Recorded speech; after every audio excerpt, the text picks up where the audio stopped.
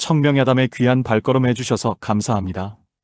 오늘도 마음 편안하고 행복한 하루 보내시길 바랍니다. 밤이었습니다.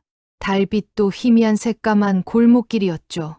충주 읍내 대장간 근처 빈집 담장을 넘어다니던 남자가 있었습니다. 나이 50 가까운 하지만 얼굴은 푸석푸석한 양반이었죠. 이창수였습니다. 옛날 이가의 양반 집 막내 아들. 어디 숨을 곳 없나. 그의 목소리는 떨리고 있었습니다. 뒤따라오는 발소리들 때문이었죠. 빚쟁이들이었습니다. 그것도 깡패 같은 빚쟁이들. 이창수. 어디 가는 거야? 돈은 어디다? 창호 깨지는 소리, 담장을 넘는 발자국 소리가 들렸습니다. 이창수는 숨이 턱까지 차올랐습니다.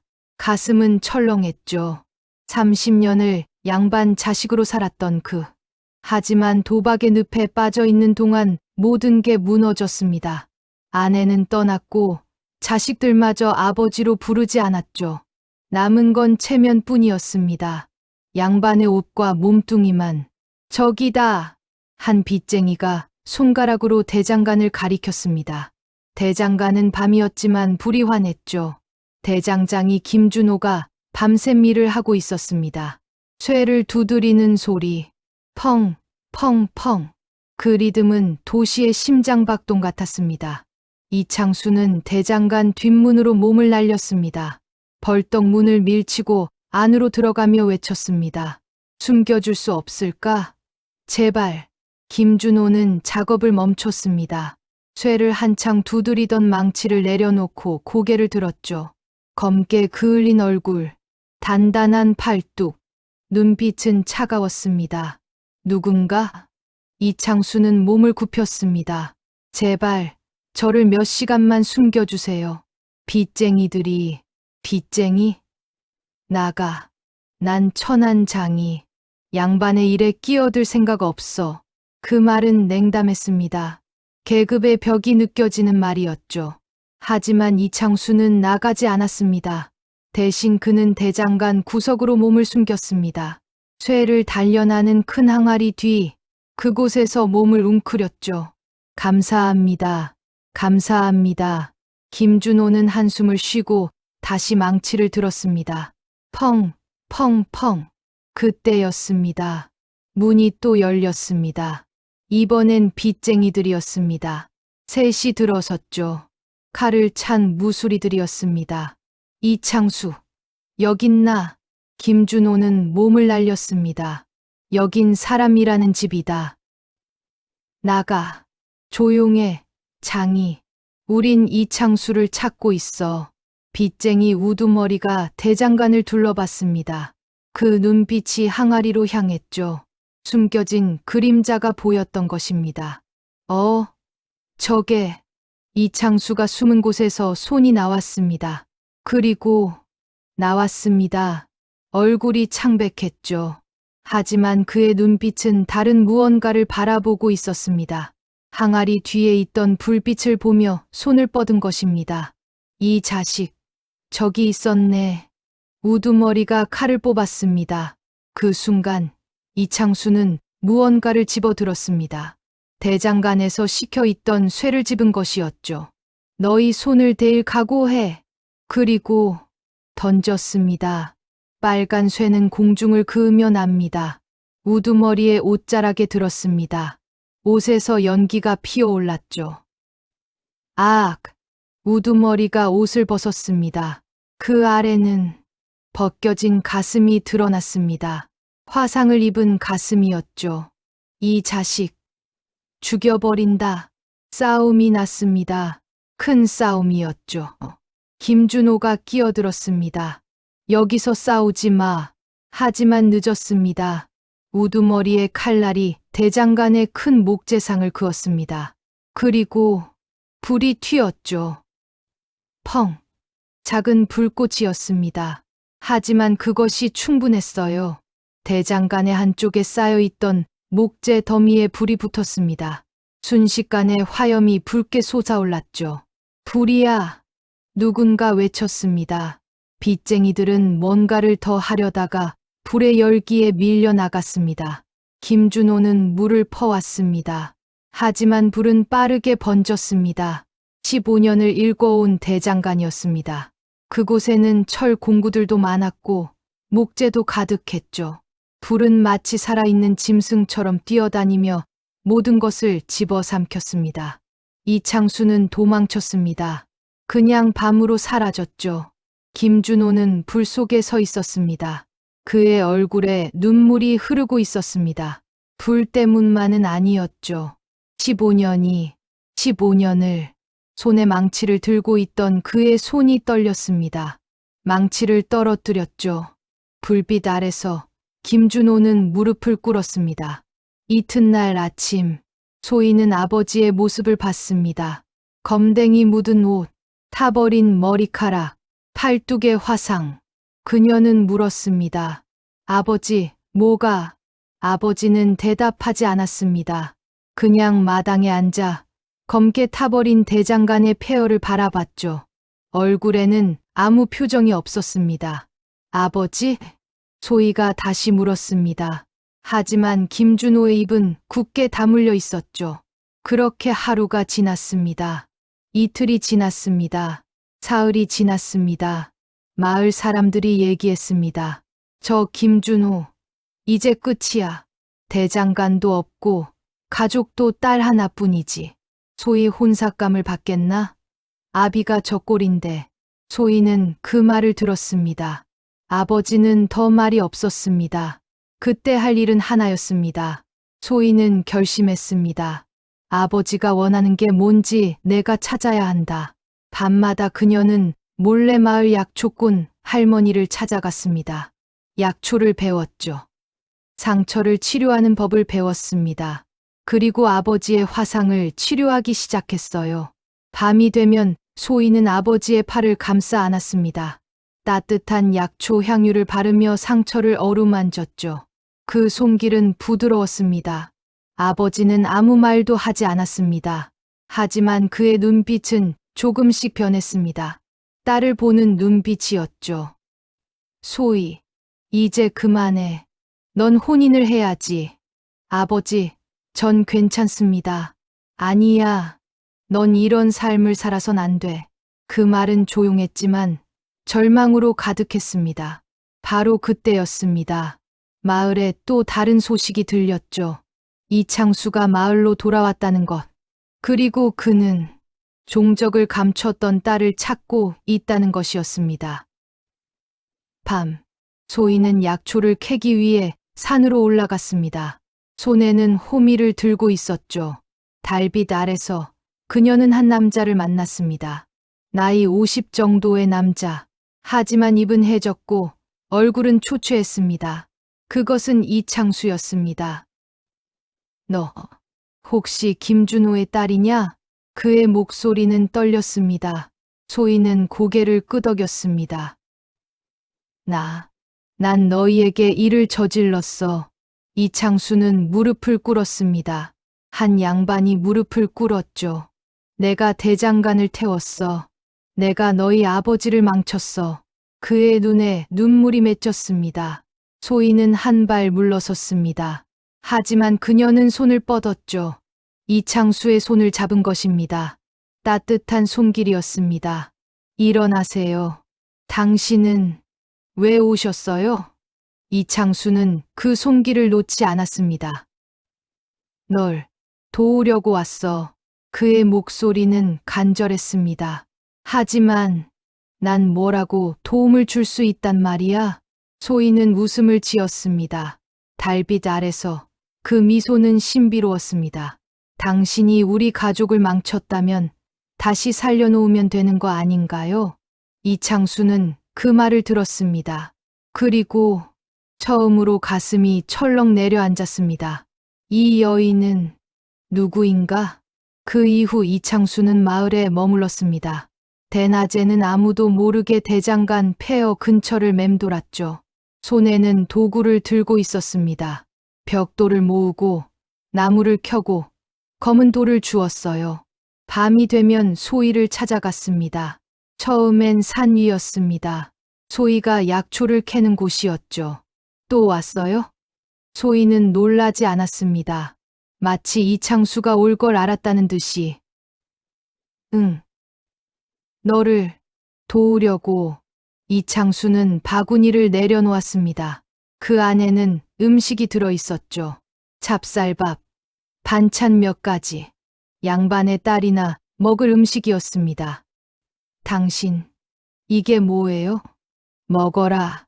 야밤에 일하면 시장하지. 소희는 받지 않았습니다. 하지만 이창수는 자리에 앉았습니다.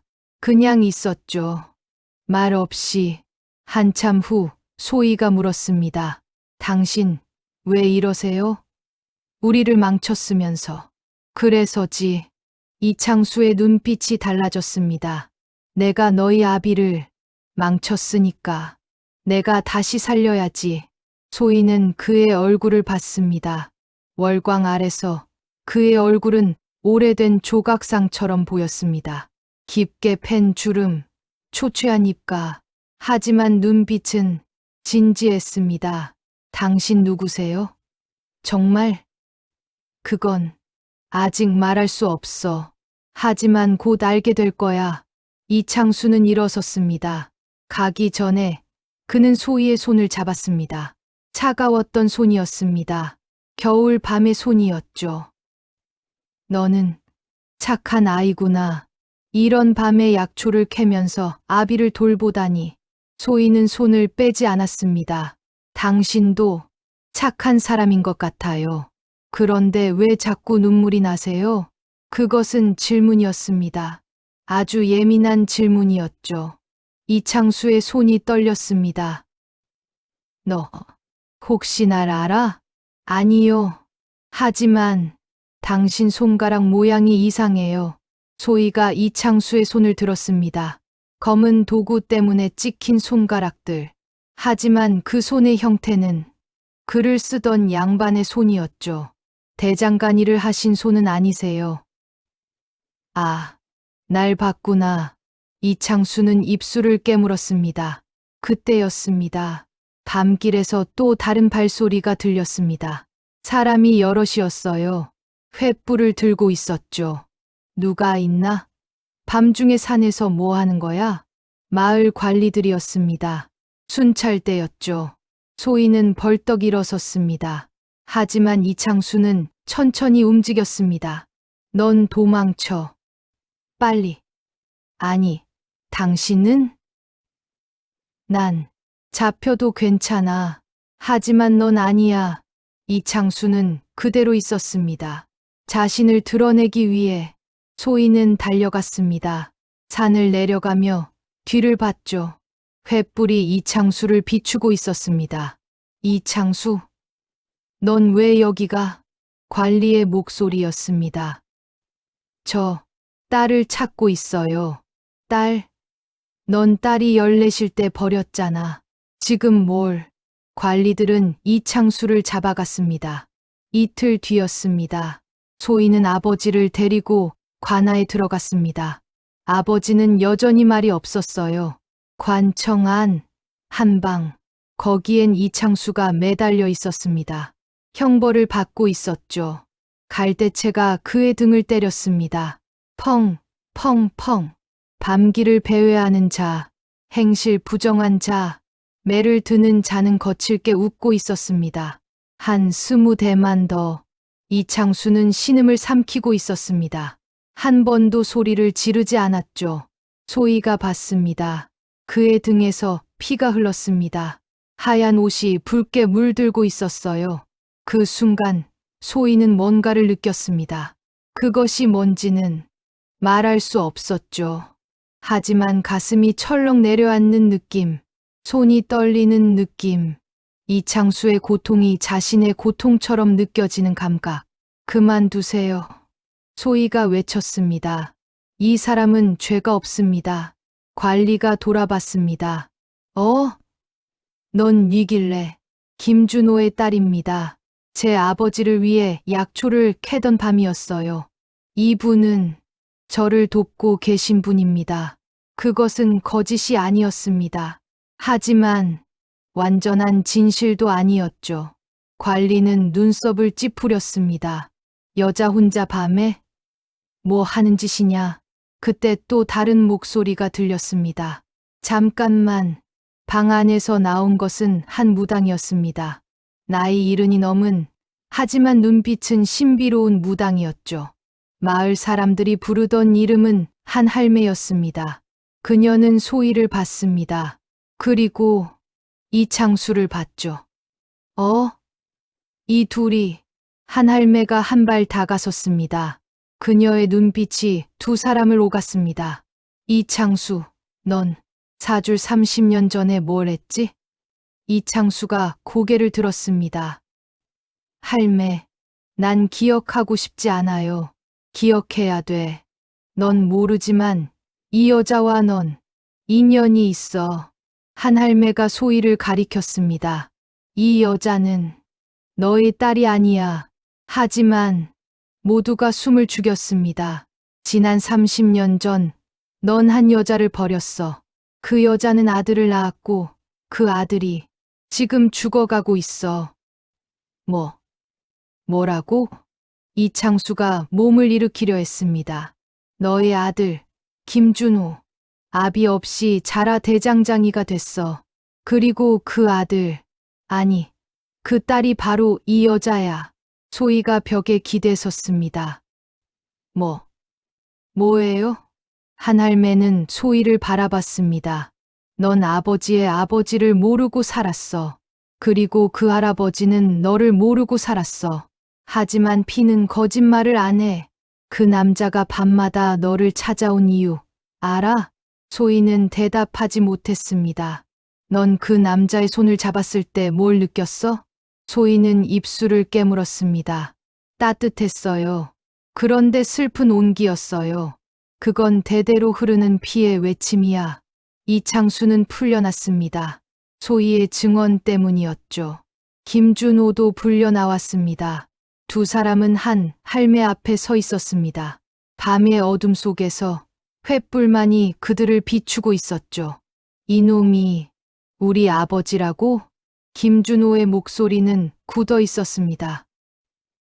응, 30년 전 널 낳고 사라진 그 남자야. 이창수는 무릎을 꿇었습니다. 미안해. 정말 미안해. 그의 몸은 떨리고 있었어요. 형벌의 상처가 깊었던 것입니다. 소희는 그것을 봤습니다. 피가 흐르는 등, 상처 위에 앉은 파리들, 가을 밤의 추위 속에서 떨리는 몸. 그 순간 소희는 움직였습니다. 자신의 옷을 벗고 이창수의 상처에 감쌌던 것입니다. 뭐 하는 거야? 아버지가 외쳤습니다. 할아버지가 아파요. 그 한마디는 모든 것을 바꿨습니다. 김준호는 그 말을 들었습니다. 할아버지, 30년간 들어본 적 없는 그 단어가 가슴을 헤쳤습니다. 김준호는 무릎을 꿇었습니다. 네가 내 아버지냐? 이창수는 대답할 수 없었습니다. 울음만 나왔죠. 소희는 아버지 옆에 앉았습니다. 그리고 이창수의 손을 잡았어요. 할아버지, 아파요? 응애. 이창수의 목소리는 아이처럼 떨렸습니다. 그때 한 할매가 다가섰습니다. 넌 어리석었어. 30년을 버티지 못하고 도박에 빠져서 모든 걸 잃었어. 하지만 한 할매가 세 사람을 바라봤습니다. 지금 순간에는 넌 구원받을 수 있어. 사흘 뒤 집. 이창수는 김준호의 집에 있었습니다. 소희가 매일 그의 상처를 치료했죠. 약초를 끓여서 등에 발라줬어요. 그것은 단순한 치료가 아니었습니다. 밤이 되면 소희는 방에 들어가 이창수의 옆에 앉았습니다. 어머니가 하던 일처럼. 하지만 다르기도 했습니다. 한 번은 소희가 약초 기름을 데우며 말했습니다. 할아버지, 왜 도박을 하셨어요? 이창수는 창을 바라봤습니다. 넌 알 필요 없어. 나쁜 일이야. 아니에요. 할아버지는 도망치고 싶었던 거 아니에요? 도망? 예. 뭔가로부터요. 이창수는 입술을 깨물었습니다. 넌 왜 그렇게 똑똑해? 당신이 그래서요. 소희는 그의 등에 약초 기름을 발랐습니다. 손가락이 상처를 따라 내려갔죠. 그 손길은 부드러웠습니다. 하지만 깊었어요. 이창수는 눈을 감았습니다. 넌 어떻게 된 사람이야? 당신의 손녀예요. 한마디였습니다. 하지만 그것은 모든 것을 설명했습니다. 손녀. 이창수는 중얼거렸습니다. 내 손녀. 내 손녀야. 소희의 손길은 멈추지 않았습니다. 등, 어깨, 팔뚝을 지나 가슴에 이르렀죠. 할아버지, 아파요? 아니야. 고마워. 정말. 그때 문이 열렸습니다. 김준호였습니다. 아버지와 딸의 모습을 본 그는 아무 말도 하지 않았습니다. 그냥 돌아섰죠. 저 세 사람을 봤나? 우연으로 만난 게 아니야. 저건 전생의 업보야. 한할매는 혼잣말을 했습니다. 이창수는 30년을 벌했고, 김준호는 30년을 원망했고, 소희는 30년을 기다렸어. 밤바람이 한할매의 옷자락을 흔들었습니다. 이제 시작이야. 진짜 시작 말이야. 그녀의 눈빛은 어두웠습니다. 하지만 그 안에는 무언가가 타고 있었죠. 새벽이 되었습니다. 소희는 밖으로 나왔습니다. 이창수의 상처를 치료하기 위해 더 좋은 약초를 구하기 위해서였죠. 산으로 올라가던 그녀는 한 사나이를 만났습니다. 나이는 20대 후반. 하지만 눈빛은 늙어 있었어요. 너, 혹시 김준호의 딸? 그렇게 알려져 있네요. 넌? 그 사나이는 웃었습니다. 난 이창수의 또 다른 아들이야. 아버지가 버린. 오빠, 소희는 정신이 나갔습니다. 뭐예요? 아버지는 너희만 찾았어. 하지만 난 일찍 알게 됐어. 우리 엄마가 아버지를 죽을 때까지 원망했거든. 그 남자의 눈에는 눈물이 맺혀 있었습니다. 그리고 아버지한테 복수하러 왔어. 소희는 한 발 물러섰습니다. 당신은 뭐 하려고? 모르겠어. 처음엔 죽여버릴 생각도 했어. 하지만 그 남자는 소희를 봤습니다. 너 때문에 마음이 바뀌었어. 저 때문에? 응. 넌 아버지를 도우려고 했어. 그 아버지가 넌 할아버지인데도. 그의 목소리는 떨렸습니다. 넌 왜 그래? 소희는 대답하지 못했습니다. 대신 그녀는 그 남자에게 다가섰습니다. 당신도 할아버지를 찾고 있었어요. 그렇죠? 그렇다면 함께 찾으면 어때요? 그 남자의 눈빛이 흔들렸습니다. 새벽빛이 그들을 비추고 있었습니다. 산 위에서 두 사람은 서 있었어요. 서로를 보고 있었죠. 그리고 모르고 있었습니다. 이것이 모든 것의 시작이라는 것을. 그 남자의 이름은 이명수였습니다. 이창수의 또 다른 아들. 하지만 다른 여자를 통해 태어난 아들이었죠. 소희는 그를 집으로 데려가지 않았습니다. 대신 산 위의 작은 헛간으로 안내했어요. 할아버지가 또 다른 아들이 있다는 걸 모르세요?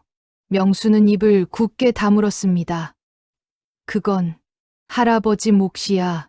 내가 말할 일이 아니야. 그럼 당신은 왜 왔어요? 복수하러 온 거 아니었어? 명수는 소희를 바라봤습니다. 그의 눈빛은 복잡했어요. 미움과 갈증이 섞여 있었죠. 우리 엄마는 너한테 말해줄 만큼 오래 살지 못했어. 아버지가 쳐다보지도 않았거든. 그렇다면 뭐?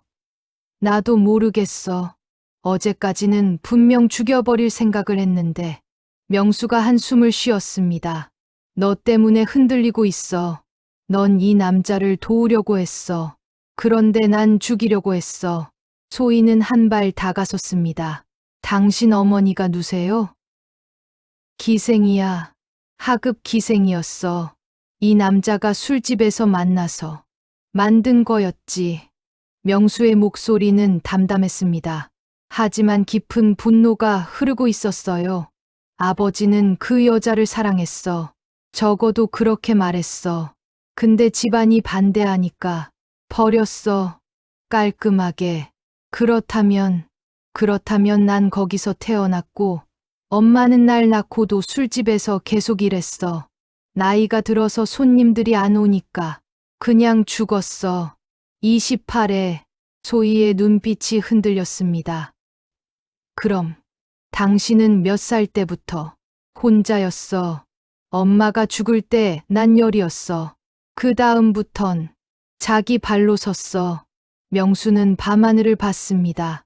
이 남자는 아버지인데도 아버지가 아니었어. 엄마는 날 딸이 아닌 짐으로만 봤어. 그래서 난 약해질 수 없었어. 죽을 만큼 일하면서 강해야만 했어. 소희는 명수의 손을 잡았습니다. 당신도 혼자가 아니에요. 명수는 그 손을 본 다음 천천히 손을 거두었습니다. 내일 밤 아버지를 만날 거야. 근데 명수의 목소리가 떨렸습니다. 만나면 뭘 해야 할지 모르겠어. 그 밤 소희는 집에 돌아가지 않았습니다. 헛간 옆에 있는 작은 움막에서 명수와 함께 밤을 새웠어요. 둘이 나눈 이야기는 많지 않았습니다. 하지만 그 침묵은 말보다 깊었죠. 명수는 자신의 엄마 이야기를 했습니다. 어떻게 술에 절어갔는지, 어떻게 점점 여위어 갔는지, 그리고 어떻게 죽었는지 그 이야기를 하며 명수는 처음으로 눈물을 흘렸습니다. 소희는 그를 안았습니다. 그냥 말 없이 새벽이 되자 명수가 일어섰습니다. 가야겠어. 어디 가세요? 저 남자를 만나야지. 이제 명수는 산을 내려갔습니다. 소희는 뒤따라갔습니다. 두 사람이 도착한 곳은 김준호의 집이었습니다. 새벽의 마을. 사람들은 아직 자고 있었죠. 김준호는 이미 깨어 있었습니다. 대장간 자리에서 뭔가를 만들고 있었어요.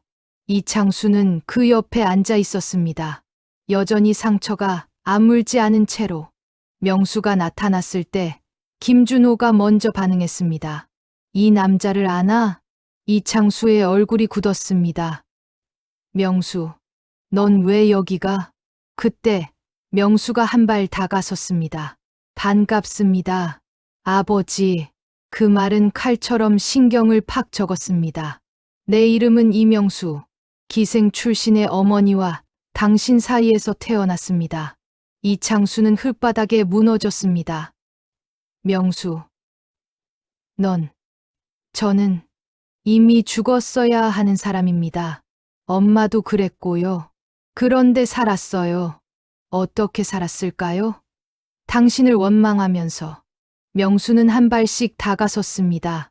매일 밤마다 밤이 오면 생각했어요.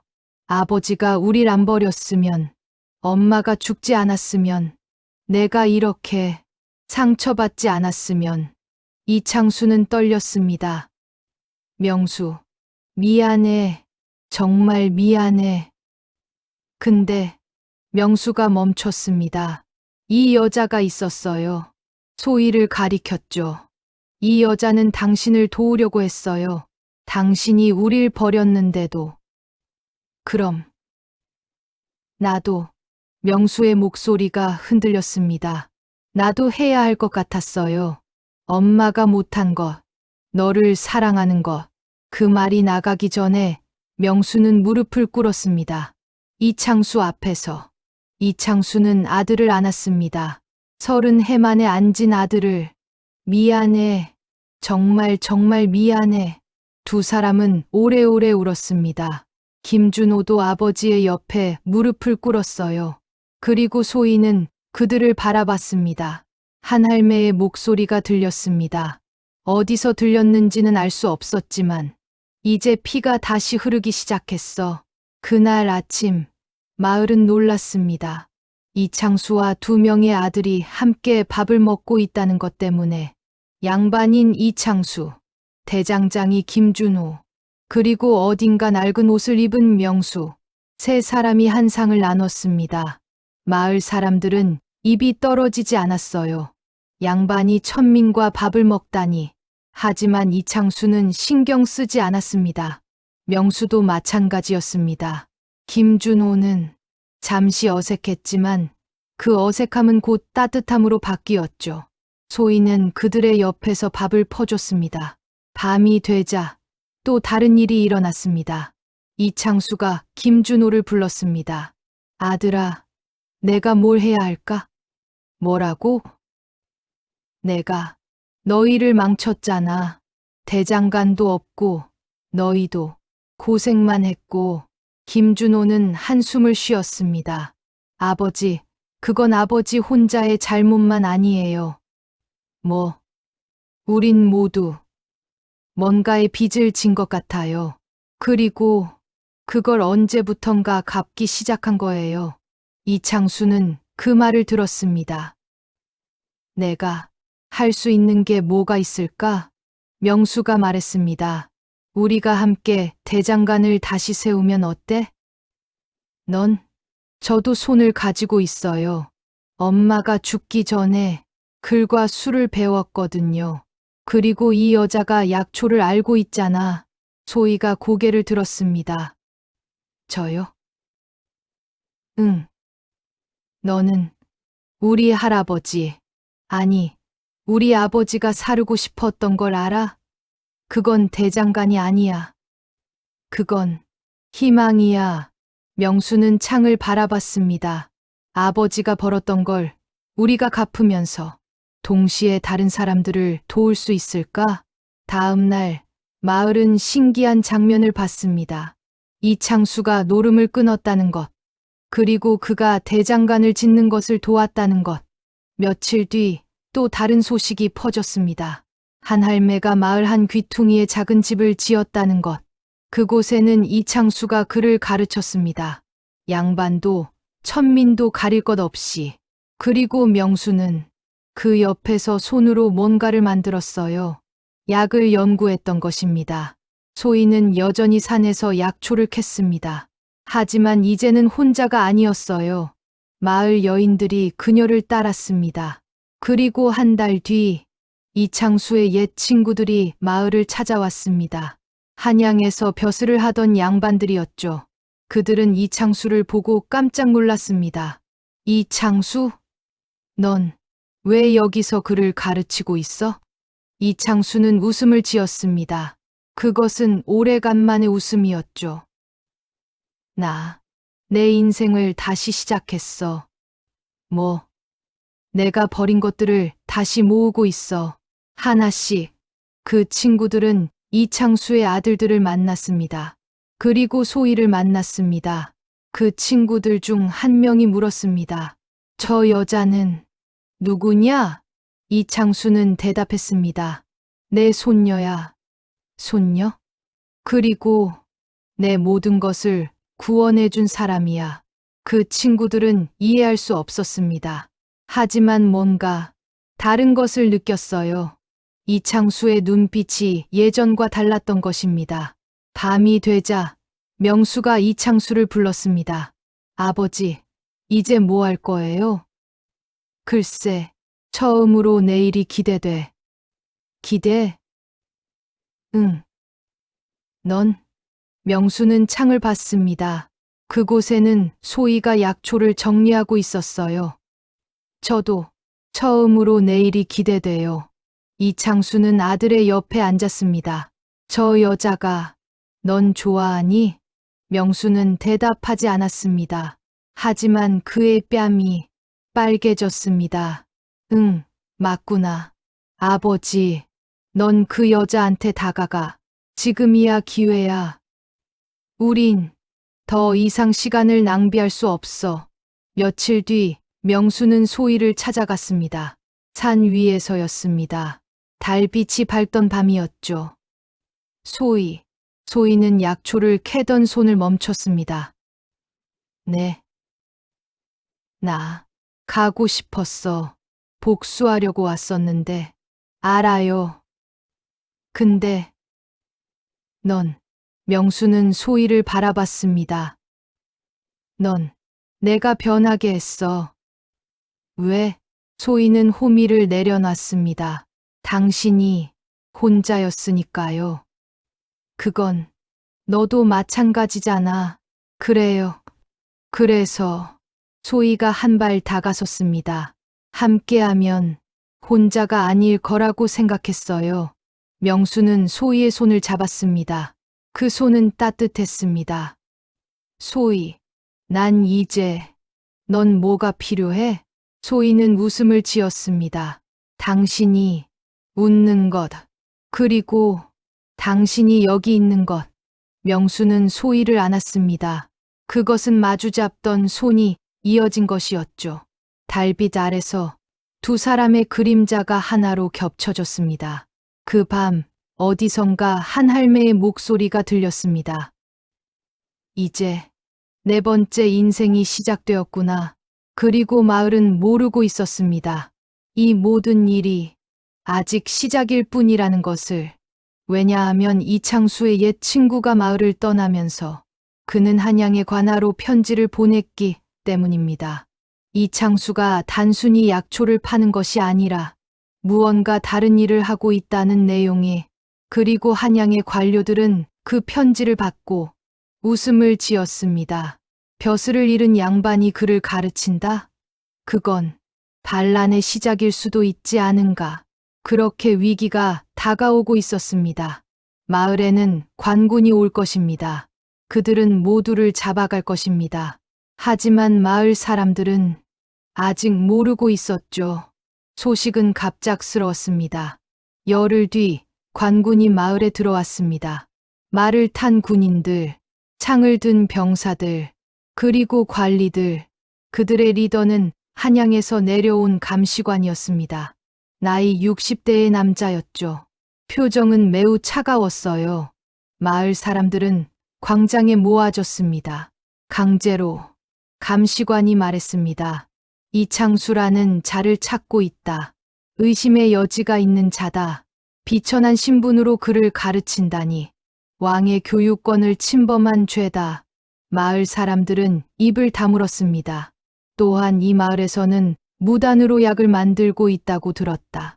이것도 엄격한 죄다. 감시관의 눈빛이 마을을 훑었습니다. 이창수와 그의 일당들을 내놔. 그럼 이 마을은 살려주지. 침묵이 흘렀습니다. 그때였습니다. 김준호가 나섰습니다. 내가 이창수의 아들입니다. 제가 책임지겠습니다. 감시관이 웃음을 지었습니다. 좋다. 그럼 넌 잡아가고 저 양반도 함께. 군인들이 이창수와 명수 그리고 김준호를 결박했습니다. 소희는 비명을 질렀습니다.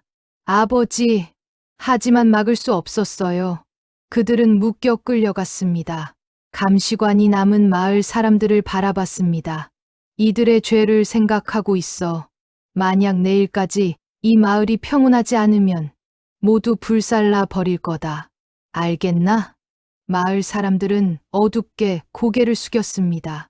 그 밤 마을은 어두웠습니다. 모든 불을 끈 마을이었죠. 한 할매만이 움직였습니다. 그녀는 관아 뒤편의 어둠 속으로 다가갔습니다. 감시관이 있는 곳으로. 관아의 방. 감시관은 술을 마시고 있었어요. 들어와. 한 할매가 들어섰습니다. 감시관이 놀랐습니다. 넌 누구냐? 말은 잘 하지 않는 할머니입니다. 한 할매가 무릎을 꿇었습니다.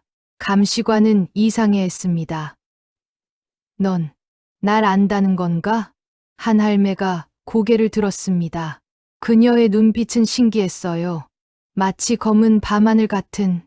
당신의 얼굴을 봅니다. 뭐?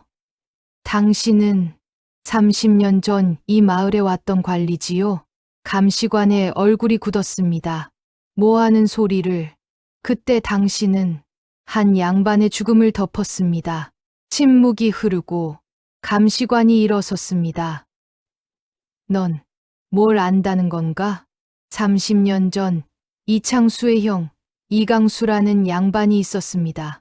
그는 의도치 않게 죽었어요.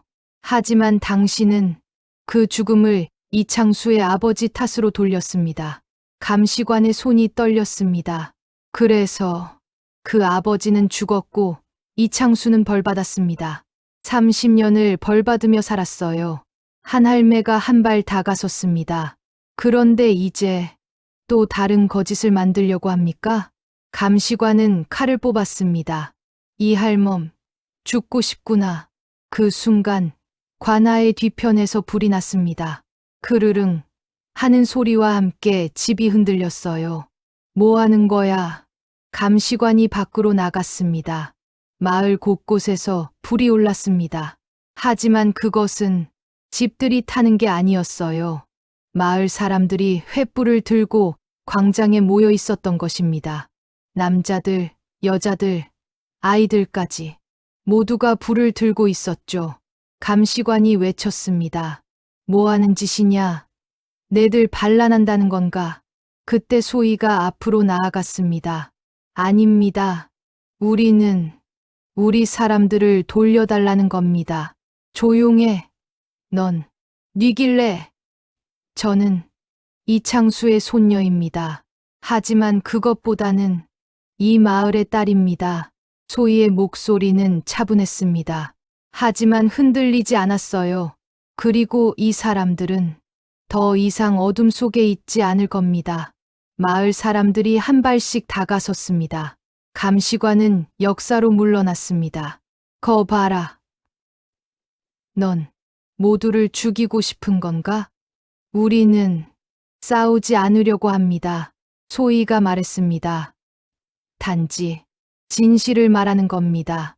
그 말이 나가는 순간 마을 사람 중 한 명이 나왔습니다. 늙은 여인이었어요. 나이는 80이 넘어 보였죠. 제 증언이 있습니다. 감시관이 거칠게 웃었습니다. 뭐 하는 소리를. 30년 전 이강수라는 양반이 죽었습니다. 하지만 그건 이창수의 아버지 탓이 아니었습니다. 늙은 여인의 목소리는 떨렸습니다. 그것은 당신 탓이었습니다. 당신이 돈을 받고 거짓 증언을 했습니다. 감시관의 얼굴이 창백해졌습니다. 넌 뭘 한다는 거냐? 제가 본 겁니다. 그때 제가 일하던 양반집 하인이었거든요. 당신이 이강수와 싸우다가 그를 밀어뜨렸어요. 그리고 뇌물을 받고 다른 사람의 탓으로 돌렸습니다. 관군의 병사들이 웅성거렸습니다. 감시관이 소리쳤습니다. 이 할멈을 잡아라. 반란군이야. 하지만 병사들은 움직이지 않았습니다. 왜냐하면 마을 곳곳에서 또 다른 증인들이 나왔기 때문입니다. 당시를 본 사람들이. 감시관은 말을 탔습니다. 너희 모두 죽일 줄 알아. 그가 떠나려던 순간 한 할매가 나섰습니다. 잠깐. 감시관이 돌아봤습니다. 넌? 한 할매의 눈빛이 깊었습니다. 당신을 봅니다. 당신의 과거를. 뭐라고? 당신도 벌받은 사람입니다. 오래도록. 감시관은 대답할 수 없었습니다. 당신이 한 거짓 때문에 수십 명이 고생했습니다. 30년. 그 세월이 당신을 얼마나 짓누르고 있는지 제가 봅니다. 감시관의 손이 떨렸습니다. 만약 당신이 이제 진실을 말한다면 당신도 구원받을 거예요. 감시관은 마주를 내려놨습니다. 그리고 무릎을 꿇었습니다. 그것은 관리의 항복이었습니다. 다음 날 한양에는 놀라운 보고가 들어갔습니다.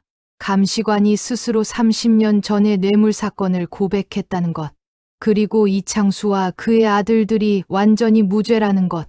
한양의 조정은 혼란에 빠졌습니다. 한 감시관의 고백이 얼마나 많은 사건들을 뒤흔들었는지 서로 다른 의견을 제시했거든요. 하지만 결국 결정이 났습니다. 이창수의 죄는 풀렸고 그의 이름은 명예를 회복했습니다.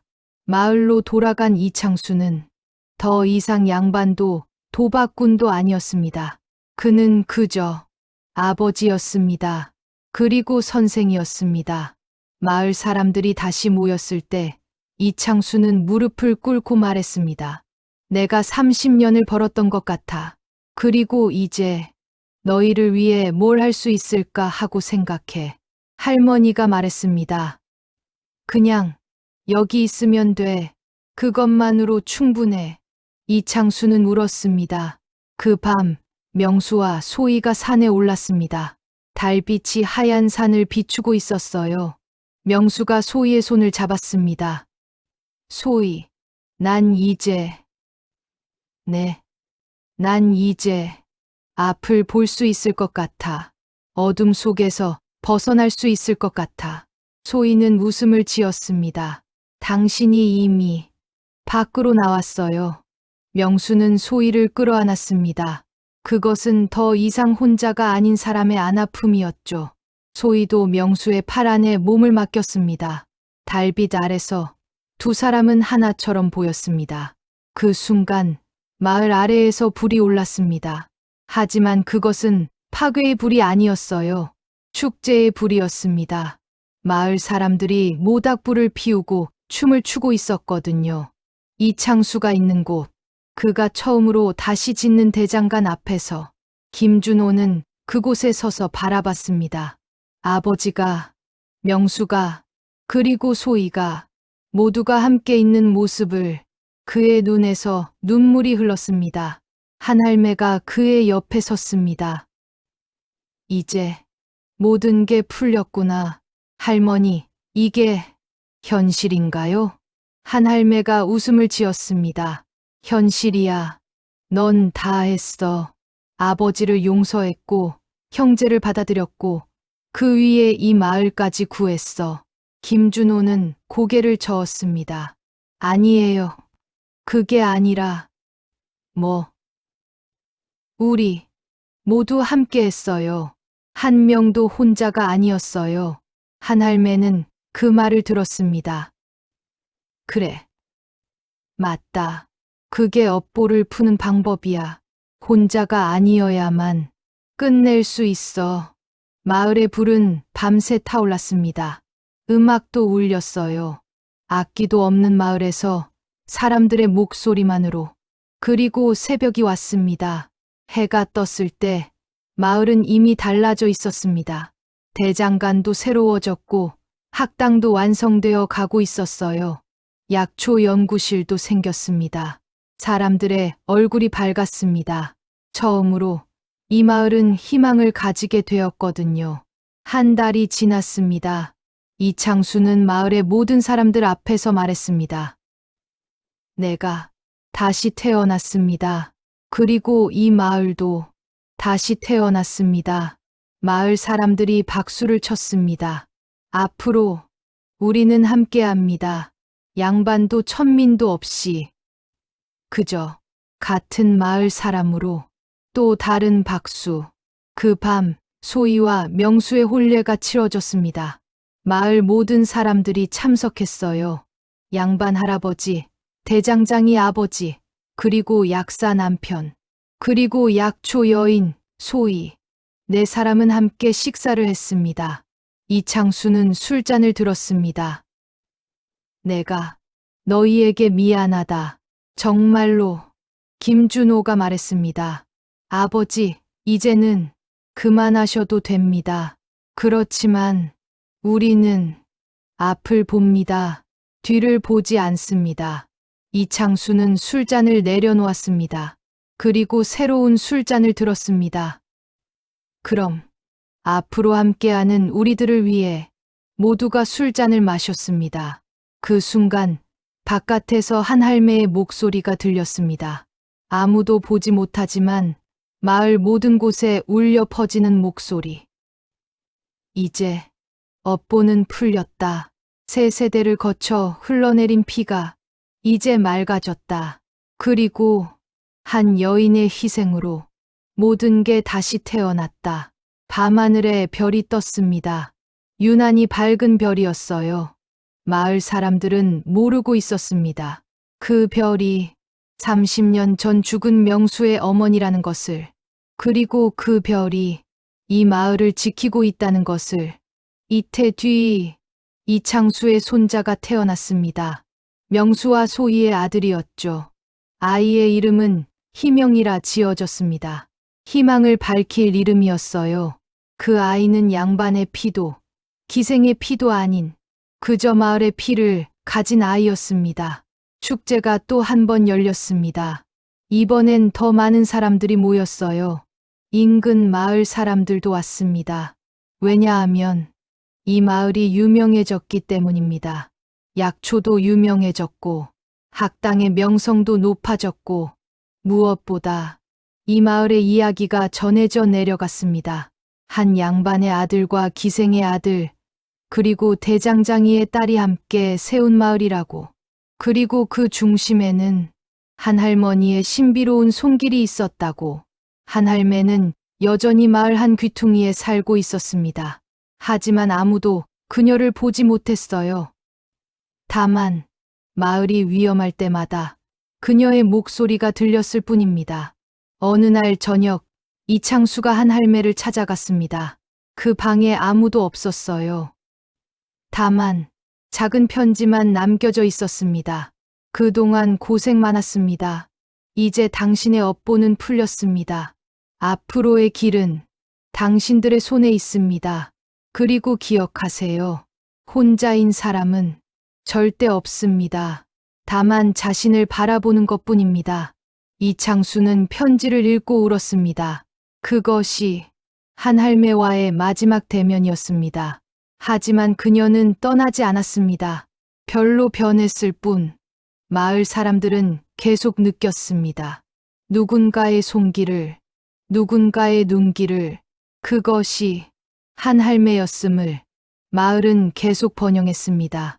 30년 전의 폐허에서 이제는 희망의 마을로. 이창수는 나이 들매 따라 더욱 겸손해졌습니다.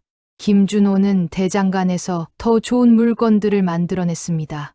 명수는 약을 연구하여 많은 사람들을 살렸습니다. 소희는 약초 마을의 어머니가 되었습니다. 그리고 희명이는 자라나며 할아버지의 이야기를 들었습니다.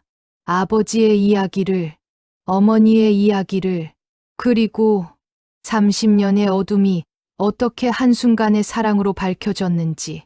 그 이야기가 끝날 때마다 희명이는 물었습니다. 할아버지, 그럼 처음부터 다시 할 수는 없어요?